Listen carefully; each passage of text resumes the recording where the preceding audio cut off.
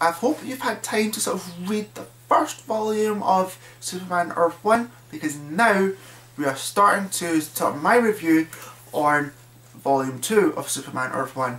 And I might have said in the video that the first volume was like my favourite, and again it is probably still my favourite, but I love this one a lot more.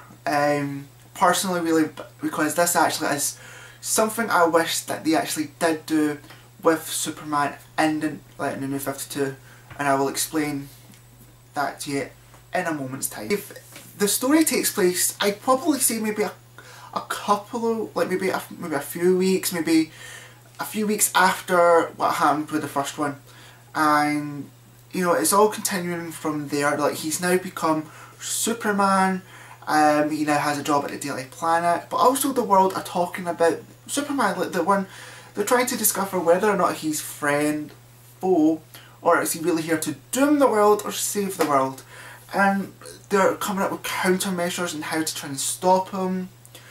And then we also get introduced to this the new villain for this volume, and this villain's called Parasite.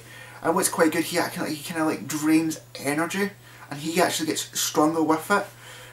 So obviously these two are going to clash. But what's also quite interesting is, with this book, is I'm going to go in a bit more detail, is the writer has treated Superman and Clark Kent as two different characters. Even though they are the same people, they are treated as two different characters. And it really shows with this sort of, like, Superman is dealing with the fact, like, you know, even though he's free, like, he can do whatever he wants, some countries don't want his help, and they're threatening to kill people in order for him to leave their country.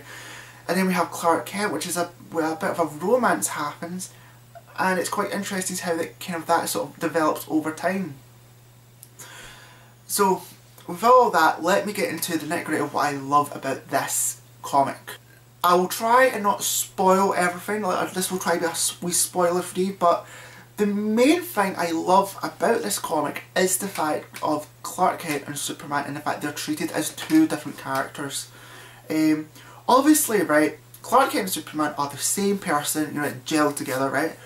But what I think the problem is with what the most DC writers do with Superman is they always treat them as one character, Clark Kent and Superman. They never treat them as like different characters, because they are different, you know, compared to one another. You know, Clark Kent, in the story, he's worried about getting physical with someone, not because he's never had it, or he's never like sort of been lucky with women.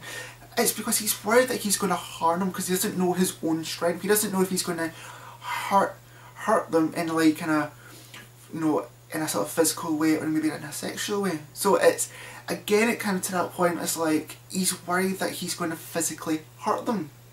That is actually really interesting. You get a little bit more sort of backstory into sort of Clark Kent's history. And then we move over to Superman, where Superman, like, he can go over to any point in the world and save like anyone, but people don't want him. It's because they're afraid of this guy, right? And there's this interesting guy you'll meet where Superman is confronted by this guy, and this guy really says that if you don't leave my country, I will shoot every rebel that there is.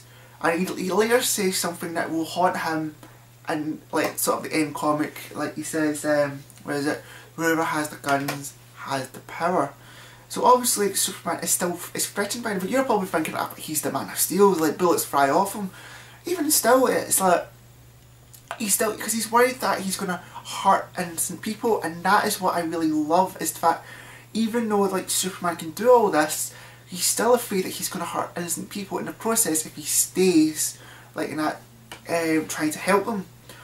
So they two kind of have their problems along the way, and then we get to the villain of Parasite, which I actually think it was a really good point for this comic, because he kind of like drains power where he goes.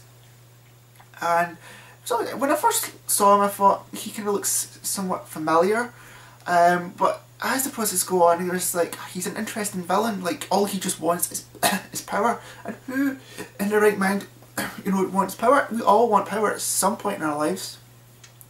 But the way that he takes it and does it is actually, it's pretty cool. And then what he tries and does it, and he knows that he needs to, essentially, one of the biggest flaws is that he needs to recharge. So that comes, and there's a point where he always has to come back to get more power. But also, I will say the end, right, is the last couple of pages. I am not spoiling it whatsoever. At the end, it sort of gives you a wee hint of what they're planning to do for the third one, if they're going to make one. And it's really interesting and very and something I never thought of seeing, and honestly cannot wait for it. This comes highly recommended for me. I also highly recommend, you know, this still, and tomorrow, you know, Friday, I will be reviewing another Earth 1 title that I also say is highly recommended for anyone that's trying to get into Batman in particular, you know, and it's Earth 1 Batman. We'll be reviewing that tomorrow. I'll leave an annotation for my first review of Superman along here, along with the Batman. And there will also be information down in the description sort of bar, or wherever YouTube decide to put it these days. But until then, I will see you guys tomorrow for my review of Batman Earth 1. See ya.